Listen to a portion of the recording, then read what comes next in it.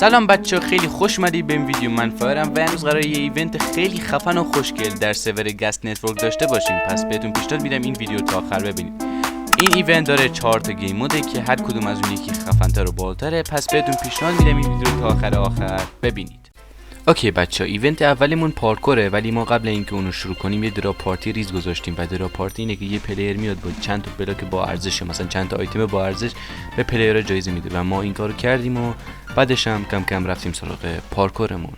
اوکی بچه، بعدش رفتیم سراغ ایونت اول که پارکور بود و خیلی با استفاده از الایترا می اومدن، خیلی با استفاده از قدرت رنگ‌هاشون که فلای بود می اومدن و حتی خیلی‌ها نمیتونستن حتی چک پوینت اول رو رد کنن و کلا پارکور یه جوری براشون سخت بود. نمیدونم چرا خیلی حتی تونستن مثلا یه بار رد کنن، ولی از اونجایی که تعداد پلیر کافی نمیتونست رد کنه که بریم مرحله بعدی، تصمیم گرفتیم که بریم سراغ مرحله دوم که قایم موشک هست.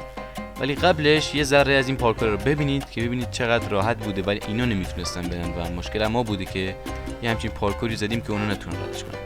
و بزن بریم سراغ ادامه ویدیو. لیتس گو. خب اول نفرمون ایشونه، نیمش بگو من تی پی ارش بدم. امیررضا 91 ام 1402.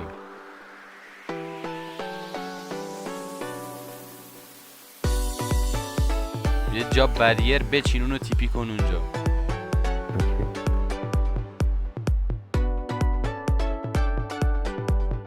نفر بعدی الیو هست. بعد مهیاره، بعد این اسمشو نمیدونم ولی این یارو هم هست.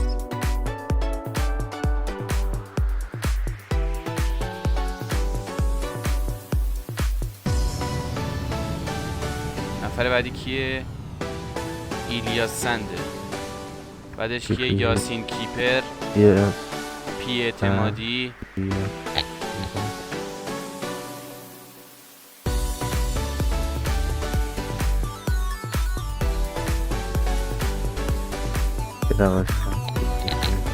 یاسین کیپر،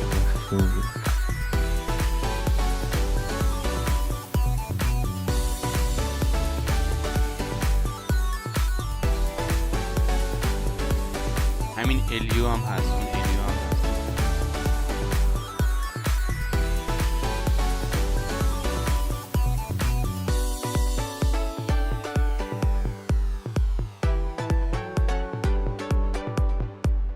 اوکی داره سخت میشه ولی یکی دیگه هم پیدا کرد.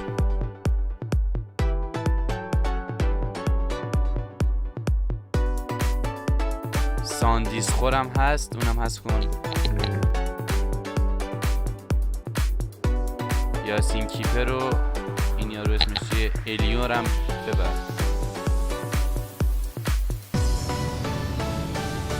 کاکولی هم حذف کن. بعد پی اعتمادی چرا نبردی؟ اسمش بک میزنم. گودی هم دیدم. گودی 50 ها. این یارو امیررضا 91 اومد باز.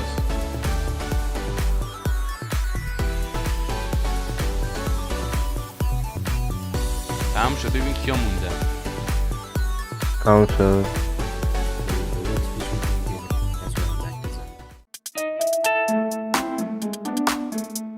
خب حالا وقتشه که تشکر کنیم از اسپانسر این ویدیو، یعنی سرور گست ام سی.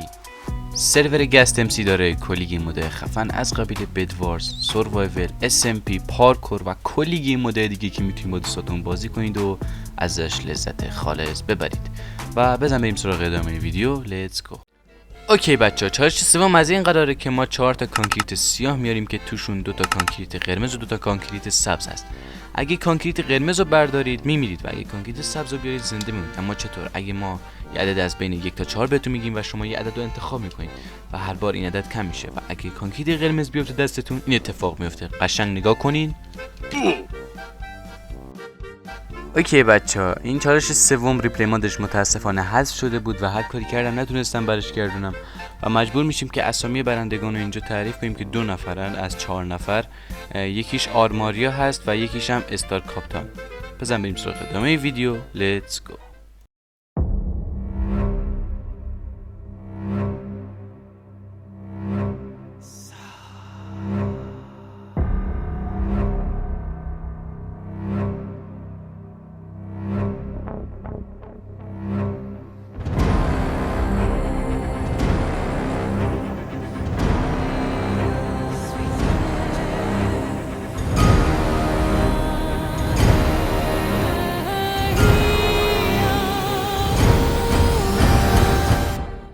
آرماریا داشت روحش رو از دست میداد و این به این دلیل بود که Boots and Boots laughs in the face of death, right? But you're not laughing now. You are no bounty hunter. You are death. آرماریا با تمام توانش بازی کرد ولی نتونست زنده بمونه و هیچ شانسی مقابل استار کاپتان نداشت و من به شخصه به ایشون تسلیت میگم. برنده میشه، استار کاپتان برنده میشه. یو وایسا اوکی. خب آقای استار کاپتان بذار من صدا بدم بالا، من حرف بزن. خب من از این خوشحالم که برنده شدم. جایزه‌مو بدید. گودی معلمم. ایول آقای گودی هم بهش جایزه میدیم از اونجایی که معلم شما بود. معلم نفر دوم کی بود؟ به من یاد داد. نفر دوم کی بود؟ آرماریا. لطفاً آرماری که داری رو پس بده. پس بده یعنی چی نمیدی؟ پس بده یعنی چی آخه مرد؟ پس بده آرمار. محمد دست بکن تو خشتک شما رو در بیار. فقط یه شلوار پاشه، شلوار ارزش نداره. اونم رفته دیگه.